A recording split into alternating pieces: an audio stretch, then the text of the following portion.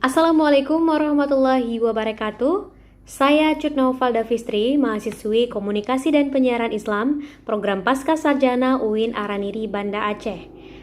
Yang saya hormati Ustadz Ridwan Muhammad Hasan PhD sebagai pengampu dalam mata kuliah Teori Komunikasi Islam. Dalam kesempatan ini, saya akan menjelaskan terkait tugas meresum dari beberapa jurnal komunikasi, yaitu tentang komunikasi sebagai upaya dalam membangun ketahanan keluarga, prinsip komunikasi dalam Al-Quran dalam menghadapi media baru, kemudian prospek dan tantangan dakwah bil kalam dalam metode komunikasi dakwah, serta konstruksi ilmu komunikasi Islam. Baik, yang pertama saya akan menjelaskan terkait dengan komunikasi sebagai upaya untuk membangun ketahanan keluarga dalam kajian teori nilai etik. Jurnal ini ditulis oleh Muhammad Nurholis Al-Amin, Universitas Cokroaminoto, Yogyakarta.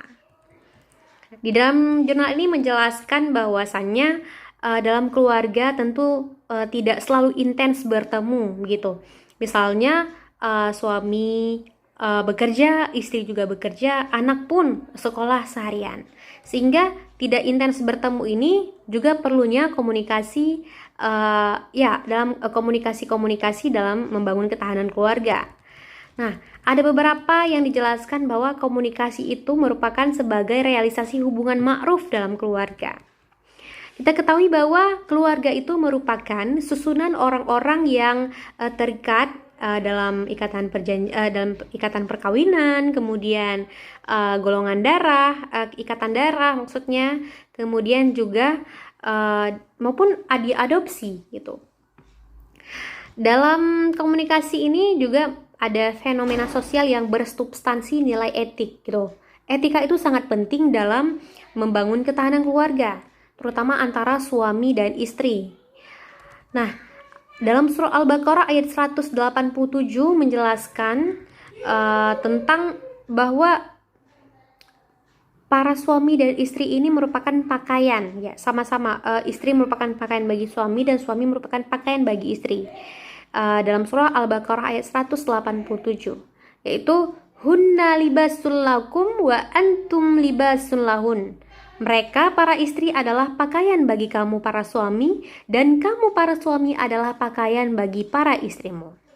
Kemudian dalam surah Al-Baqarah ayat 228, walahunna mithlul ladzi 'alaihinna bil ma'ruf, dan para wanita mempunyai hak yang seimbang dengan kewajibannya menurut cara yang ma'ruf. Dalam surah An-Nisa ayat 19, wa'ashiruhunna bil ma'ruf, saling bergaulah sesama pasangan dengan baik. Dalam surah Al-Baqarah ayat 187 dan 228 itu menunjukkan bahwa antara suami dan istri adalah hubungan yang saling melengkapi, hubungan yang sejajar, saling bermitra. Nah, sebagai mitra haruslah berhubungan secara baik. Sedangkan pada surah Al-Nisa ayat 19 itu menjelaskan bahwa dalam pergaulan suami dan istri haruslah baik, khususnya dalam masalah penentuan nafkah maupun tempat tinggal. Dengan demikian, ketiga ayat tersebut mengindikasikan bahwa hubungan istri dan suami ini sangatlah kental dengan unsur-unsur sosialnya, dengan nilai-nilai yang diajarkan oleh agama. Selanjutnya, ada tata cara berkomunikasi dalam keluarga, khususnya bagi pasangan suami istri sebagai hasil penelitian dari Kathleen Liwijaja Kuntara dan Jonathan Kuntaraf. Nah, ini teori yang hasil penelitian dari Kathleen dan teman-teman ini akan dipadukan dalam jurnal ini, yaitu terkait dengan sopan santun di dalam berkomunikasi. Ada beberapa sopan santun, yaitu menghindari saling mengoreksi pasangan di depan umum. Nah, ini penting sekali ketika si istri ada kesalahan begitu ya. Jadi suami tidak menasihatinya di depan umum gitu, tidak mempermalukan maksudnya. Kemudian menghindari penggunaan kata-kata yang menimbulkan kesalahpengertian. Jadi hindari kata-kata yang ambigu yang membuat maksudnya apa gitu, jangan membuat emosi ya. Kemudian evaluasi partisipasi, yaitu meminta pendapat pasangannya terhadap peran dari masing-masing untuk diperbaiki ke depannya. Jadi antara suami dan istri ini saling meminta pendapat gimana ya bagusnya, gimana ke depannya, dan apa yang harus dikoreksi, apa yang harus diperbaiki. Kemudian berhati-hati dalam memotong pembicaraan. Nah, penting sekali ketika si istri sedang berbicara, sedang memberikan pendapatnya, itu dengarkan dulu, jangan dipotong bicaraannya gitu. Kemudian menghargai waktu kedatangan bagi pasangan yang menjalin hubungan jarak jauh. Oke, ini bisa dimaknai bahwa ketika mungkin ini LDR, long distance relationship gitu ya. Jadi mungkin kita menghargai kedatangan si suami ketika pulang dari jauh gitu.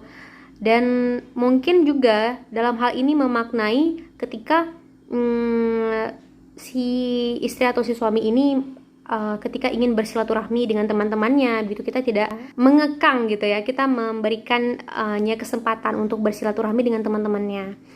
Kemudian memperhatikan nada suara. Nah, dalam berkomunikasi itu sangat penting untuk memperhatikan nada-nada suara, jangan terlalu tinggi, jangan juga terlalu rendah. Ya biasa-biasa saja, stabil gitu. Kalau tinggi nanti terkesan bahwa oh ini emosi nih, oh ini marah nih gitu. Padahal sebenarnya biasa saja dalam berkomunikasinya. Sebenarnya nggak emosi, cuman nada aja yang tinggi gitu. Kemudian menghindari gurauan yang menyakitkan. Terkadang kita sering bercanda gitu. Apa ya? Ada kata-kata yang memang bercanda. Nah, kadang-kadang bercanda ini kita harus sesuai dengan tempatnya. Tidak asal bercanda, karena bercanda itu bisa membuat orang tersinggung, sakit hati. Jadi sesuaikan dengan kondisi gitu. Nah, kemudian dalam jurnal tersebut juga menjelaskan teori nilai etik dan relevansinya terhadap sistem komunikasi keluarga. Ini menjelaskan Fazlur Rahman dan teori nilai etiknya atau teori double movement. Nah, Fazlur Rahman ini merupakan intelektual muslim pada zaman saat ini di bidang Islamic Studies. Teori double movement itu harus sesuai dengan nilai ketuhanan dan nilai-nilai keadaan sosial. Sehingga dalam teori double movement atau gerak ganda itu dapat dijabarkan pada dua gerak. Yang pertama itu gerak mundur dengan cara memahami kejadian masa kini ke masa lampau. Mungkin seperti ini, kita melihat oh ternyata begini loh latar belakangnya, dan kita akan memahami bahwa ternyata cara-cara berkomunikasi seperti ini. Kemudian ada juga dengan menyelidiki konteks historisnya gitu. Kita menyelidiki bagaimana latar belakangnya. Dan gerak maju itu dengan cara kembali ke zaman sekarang. Dan untuk menyimpulkan penilaian tadi, misalnya kita tepat seperti ini, kita penilainya, kita menilai bahwa ini tuh karena ada faktor-faktor tertentu loh gitu. Nah, kemudian ada teori living law atau hukum yang hidup.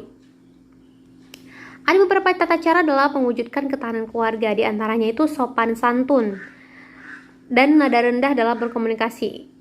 Sebagaimana dijelaskan dalam surah Al-Isra ayat 23 sampai dengan 24. Yaitu tata cara berkomunikasinya itu antara anak dengan orang tuanya. Bagaimana mereka itu tidak membentak orang tua.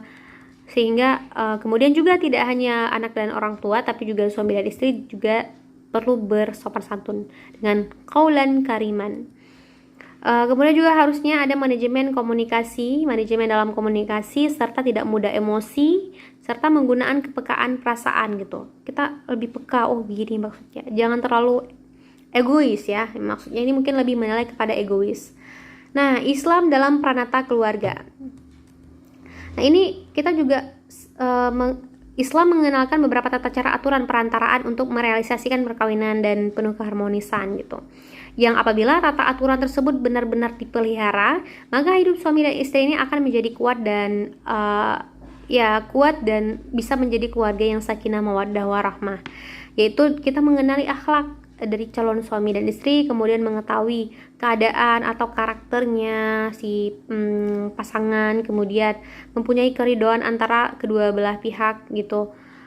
Kemudian adanya konsep kafah suami terhadap istrinya dalam kehidupan masyarakat, serta keberadaan konsep mahar gitu bagi istri dan memupuk rasa cinta dan kasih sayang gitu. Jadi maksud dari Islam yang disebutkan dalam jurnal ini itu lebih kepada kita untuk memahami gitu. Kita memahami, kita lebih mendalami siapakah pasangan kita itu. Dan juga itulah pentingnya komunikasi. Nah, dari itulah kita perlu ada manajemen komunikasi antara satu dengan yang lain. Bahasa selanjutnya terkait dengan prinsip komunikasi Al-Quran dalam menghadapi era media baru. Seperti yang kita ketahui bahwa saat ini memang canggih sekali dengan adanya media baru, yaitu media konvergensi yang terhubung dalam internet gitu ya. Semuanya masuk gitu. Internet ini bisa menggabungkan beberapa media, baik televisi, radio, maupun lainnya gitu. Nah, dari perkembangan era media baru saat ini itu memunculkan masalah-masalah sosial. Pemanfaatan media itu sesuai dengan ajaran Al-Quran itu seperti apa begitu ya. Misalnya nih, sekarang dengan banyak media sosial gitu ya, status-status dan banyak sekali informasi-informasi yang disebar, itu juga tentu kita harus mengacu pada konsep-konsep Al-Quran. Baik mungkin terkait dengan etikanya dalam men-share status, men-share caption, kemudian juga bagaimana kita tabayun ya, kita menyelidiki terlebih dahulu berita-berita yang kita baca, tidak langsung men-share, tidak langsung menerima bacaan-bacaan itu. Mana tahu itu berita hoax gitu. Jadi kita perlu adanya literasi media. Nah, jadi di dalam Al-Quran itu ada berkomunikasi dengan cara dan pesan yang baik. Sebagaimana dalam Al-Quran surah Al-Baqarah ayat 83 yang artinya, dan bertutur katalah yang baik kepada manusia. Kemudian juga Al-Isra ayat 53, dan katakanlah kepada hamba-hambaku hendaklah mereka mengucapkan perkataan yang baik atau benar. Nah, inilah Al-Quran menjelaskan terkait dengan etika-etika kita dalam menggunakan menggunakan media sosial. Jadi setiap pesan yang kita sampaikan itu harus positif, membangun, ya lebih kepada kita lebih mengacu pada unsur-unsur dakwah, menyeru kepada kebaikan, mencegah kepada kemungkaran. Selanjutnya tentang kejujuran informasi dan kewajaran. Jadi aspek kejujuran atau objektivitas dalam komunikasi itu merupakan etika yang didasarkan pada data dan fakta. Nah, jadi faktualitas itu menjadi kunci dari etika kejujuran. Ketika dalam dunia jurnalistik ya, kita membuat berita, kita harus jujur gitu. Kita ini benar adanya, jangan membuat-buat. Jangan sampai berita hoax itu bisa tersebar sehingga itu merugikan orang lain. Kemudian verifikasi informasi dan bertanggung jawab. Nah, inilah yang disebut dengan tabayun. Ketika kita mendapatkan sebuah informasi dari WhatsApp misalnya, tuh jadi kita langsung tuh menerima gitu, atau kita langsung men-share-nya. Sebenarnya kita perlu memverifikasi terlebih dahulu benar adanya atau tidak. Jangan tiba-tiba sampai ke orang ternyata itu adalah berita yang hoax. Itulah yang disebut dengan tabayun, yang seperti yang disebutkan dalam surah Al-Hujarah ayat 6. Yang keempat kemudian terkait dengan mengajak ke jalan Tuhan atau Islam dan berdiskusi dengan cara yang baik. Ini dijelaskan dalam surah An-Nahl ayat 125, yaitu terkait dengan serulah manusia kepada jalan Tuhanmu dengan hikmah, dengan bil hikmah, mau'izah al-hasan, dan wajadilhum billati hiya ahsan, dan berdebatlah atau berdiskusilah dengan cara yang baik. Nah, dari dalam surah An-Nahl ini juga menjelaskan metode-metode dakwah gitu, bagaimana supaya cara pesan kita sampai kepada mad'u, sampai kepada objek kita gitu, objek komunikasi atau komunikan. Kemudian antisipasi gangguan dan pelanggaran komunikasi. Di sini bahwasannya dijelaskan betapa pentingnya untuk kita menghindari noise. Noise itu mungkin kita lebih kepada berpikir negatif terhadap komunikan. Bahwasanya kita harus berpikir positif agar komunikasi kita juga berjalan dengan lancar. Nah, di sini Zaih dalam surah 53 ya, surah Al-Isra itu sebagai noise komunikasi, yaitu setan menimbulkan perselisihan. Ya, yang artinya dalam surah Al-Isra 53 ini, dan hendaklah kepada hamba-hambaku hendaklah mereka mengucapkan perkataan dengan baik atau benar. Sesungguhnya setan itu menimbulkan perselisihan di antara mereka. Sesungguhnya setan itu adalah musuh yang nyata bagi manusia. Nah, para mufassir itu mengartikan bahwa nazagha ya, menyebarkan permusuhan, merusak dan memotivasi untuk berbuat jahat. Ini nazagha itu berarti itu afsada atau merusak. Menurut Qurtubi dan pendapat lainnya berarti al-ighra. menghasut untuk berbuat jahat, tindakan setan dan makna zahir itu menjadi jelas bahwa permusuhan yang muncul karena kata-kata buruk yang dipahami sebagai lawan dari kata ahsan. Jadi lebih bermakna bahwa ketika kita sedang berkomunikasi nih, siapa nih lawan bicara kita jangan berpikir negatif dengan dia, kita harus berpositif thinking, karena negatif thinking itu akan membuat komunikasi kita itu tidak berjalan dengan baik, akan menimbulkan noise gitu, akan menimbulkan emosi ya gitu. Nah, jadi kesimpulan dari prinsip komunikasi dalam Al-Quran ini dalam menghadapi media baru itu, yaitu kita harus berkomunikasi dengan cara dan pesan yang baik. Kejujuran informasi itu sangat penting. Kita harus memverifikasi informasi dan harus bertanggung jawab apa yang sudah kita share, apa yang sudah kita kirim. Kemudian mengajak kepada Islam, mengajak kepada kebaikan, mencegah kepada kemungkaran, seperti yang dijelaskan surah An-Nahl ayat 125, yaitu dengan cara bil hikmah, mau'idah al-hasanah, wajadilhum billati hiya ahsan. Kemudian antisipasi gangguan dan pelanggaran komunikasi, dan kita lebih kepada kita lebih positive thinking terhadap apapun yang siapapun yang kita komunikasikan. Selanjutnya, prospek dan tantangan dakwah bil kalam sebagai metode komunikasi dakwah. Oke, prospek itu artinya peluang ya. Sedangkan tantangan itu tentu adanya hambatan-hambatan dalam untuk mencapai komunikasi yang efektif. Dakwah bil kalam itu artinya dakwah secara tulisan. Ya. Qalamun artinya pena. Jadi qalam itu menulis gitu, lebih ke dakwah dalam tulisan. Ya, dalam jurnal ini ditulis oleh Rini Fitria di Institut Agama Islam Negeri Bengkulu. Nah, jadi kita lebih memaknai komunikasi dakwah. Jadi proses komunikasi dakwah itu layaknya komunikasi secara umumnya gitu, berawal dari komunikator atau dai sampai pada komunikan atau madu'u. Kemudian juga kegiatan dakwah itu diawali dengan kita mengirim pesan atau kita bilang sender gitu ya. Nah, jadi sebenarnya proses dakwah itu merupakan proses komunikasi gitu. Nah, jadi lebih luas dan lebih khusus gitu ya. Jadi dakwah itu dapat diartikan kalau kita maknai dari saya mengambil dari Syekh Ali Mahfuz yang menjelaskan bahwa dakwah itu menyeru kepada kebaikan, mencegah kepada kemungkaran untuk mendapatkan kebahagiaan dunia dan akhirat. Nah, konteks kebahagiaan dunia dan akhirat ini sangat penting supaya kita tuh tidak kita lebih berkomunikasi itu sampai pesannya tidak menyakiti lawan bicara kita. Kemudian juga kepada dakwah gitu, kita mengajak kepada Islam, kita mengajak kepada kebaikan untuk mencegah kepada kemungkaran.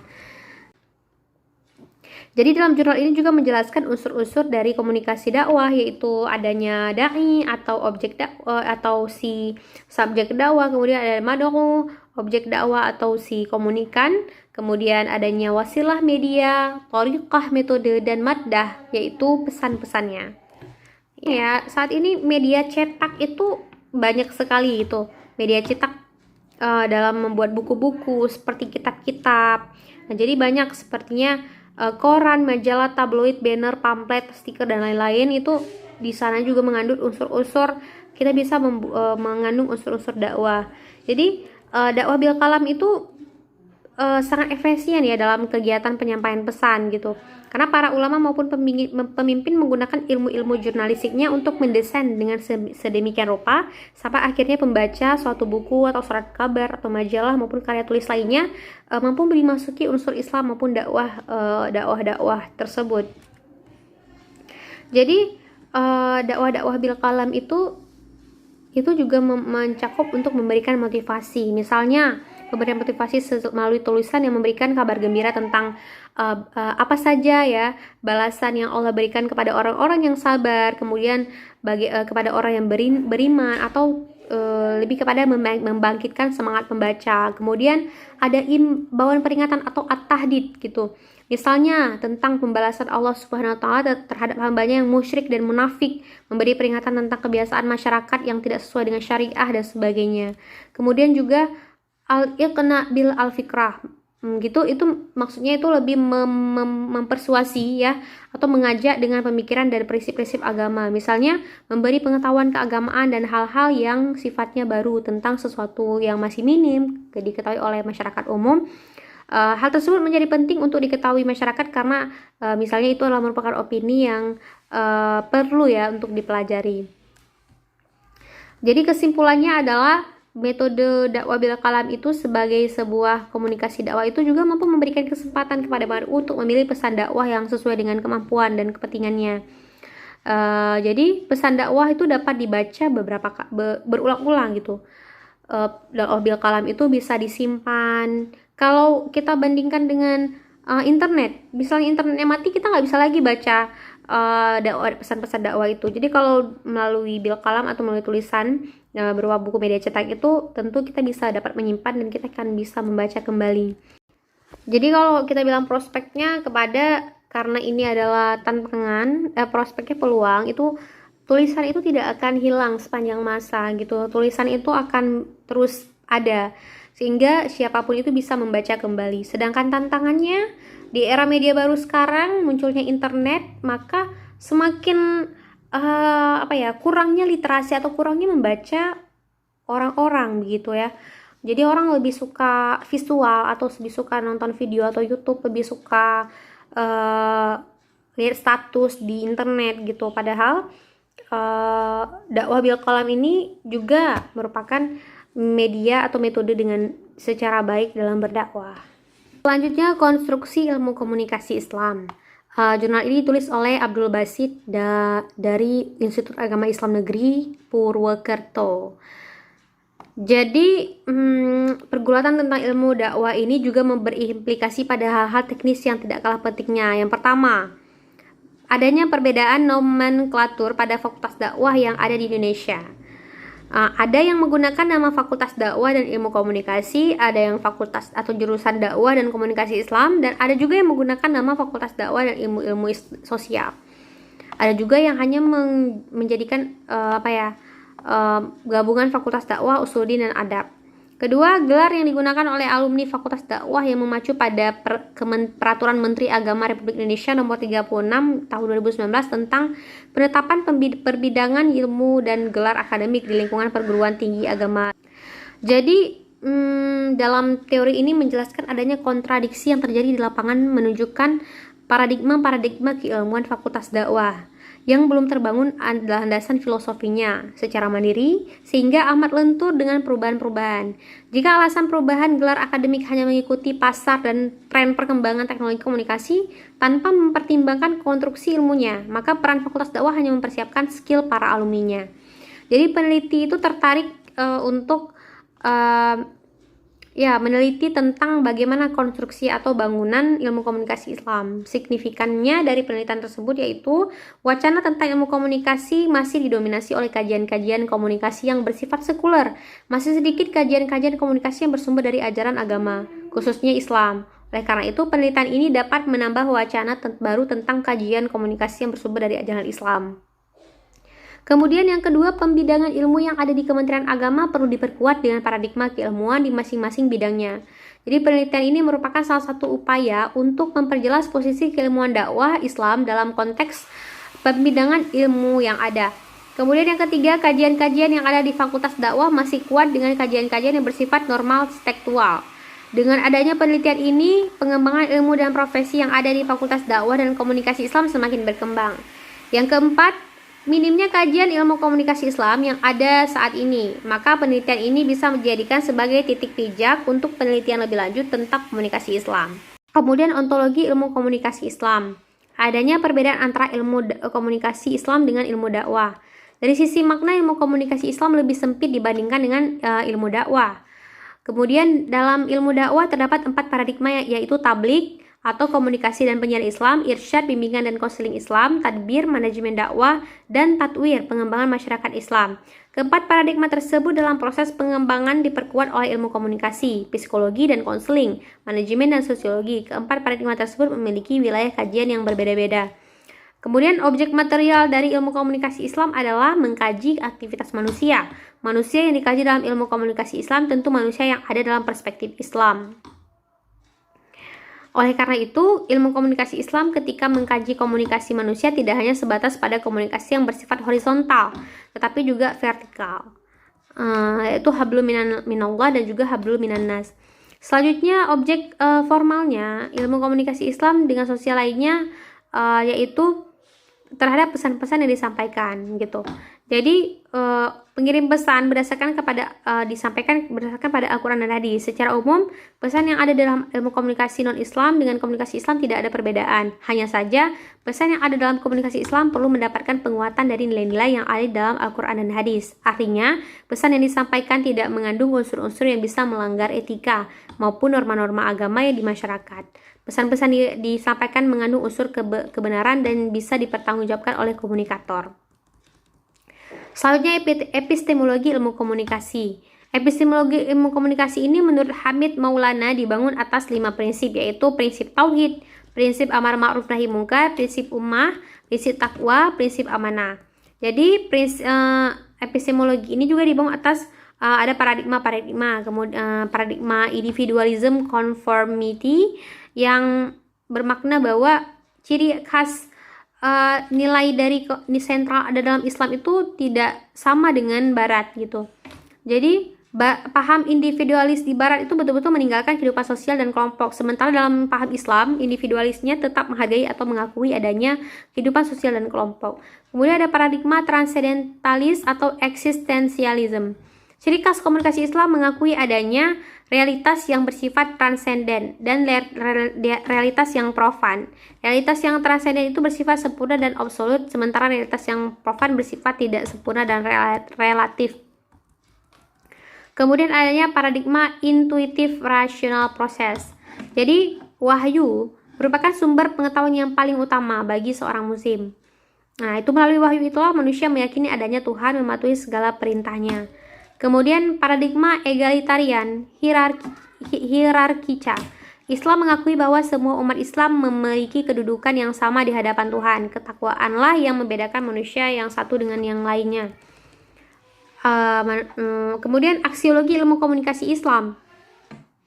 Jika tujuan mencari ilmu dalam Islam tersebut dikaitkan dengan tujuan untuk mempelajari ilmu komunikasi Islam, maka didapatkan bahwa tujuan dalam mempelajari ilmu komunikasi Islam adalah mengembangkan rasa ingin tahu manusia atau curiosity dalam memahami diri manusia, mengembangkan masyarakat dan lingkungannya. Kemudian menciptakan dan mengembangkan teori-teori komunikasi yang berlandaskan nilai-nilai Islam, sehingga dalam praktek kita dapat menjadi pekerja komunikasi yang baik, terampil, dan profesional dalam melaksanakan tugas serta dapat mendekatkan diri kepada Tuhan. Kemudian membantu manusia dalam mengatasi berbagai persoalan komunikasi manusia, baik komunikasi dengan Tuhan, manusia, maupun dengan alam semesta. Untuk mencapai tujuan tersebut ada 4 peran penting ilmu komunikasi Islam. Jadi, keempat peran ini tidak bisa dihilangkan meskipun teknologi komunikasi telah berkembang begitu cepat gitu. Jadi yang pertama, peran ilmu komunikasi Islam adalah mengenal diri manusia itu sendiri. Pengenalan terhadap diri sendiri itu menjadi bekal yang utama bagi manusia dalam menjalankan aktivitas di dunia dan juga untuk mengenal Tuhannya. Kemudian peran ilmu komunikasi Islam untuk menjalin hubungan kemanusiaan atau human relation yang bersandarkan pada ajaran Islam. Sebagai makhluk sosial, hidup manusia itu tidak hidup sendiri. Ia pasti membutuhkan orang lain, baik secara disengaja maupun tidak disengaja. Kemudian peran ilmu komunikasi Islam untuk mentransfer nilai-nilai Islam dari satu generasi kepada generasi selanjutnya melalui proses pendidikan dan dakwah. Peran ilmu komunikasi Islam untuk membangun persatuan dan kesatuan umat. Komunikasi Islam memiliki peran penting dalam merekat kesatuan umat. Peran ini tidak bisa digantikan dengan kemajuan teknologi. Nah, jadi secara kesimpulannya bahwa perspektif ilmu filsafat ilmu, konstruksi ilmu komunikasi Islam itu tidak terlepas daripada kajian ontologi, epistemologi, dan aksiologi ilmu. Nah, itu saja penjelasan dari saya. Mohon maaf apabila ada kesalahan. Wabillahi taufik wa hidayah. Assalamualaikum warahmatullahi wabarakatuh.